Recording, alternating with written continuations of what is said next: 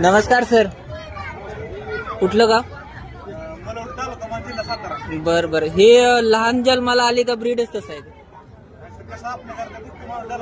हा हा, जन्मलेला आहे. आता ही माझ्यावर वगैरे काय हिटवर येऊन गेलं? बर बर.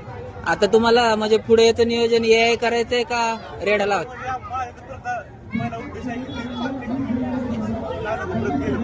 हा हा. याच्या आधी कधी झालं होतं का असं आपल्या म्हशीला? पहिले. बर बर. आणि जर रेकॉर्डच केलंय म्हणा की,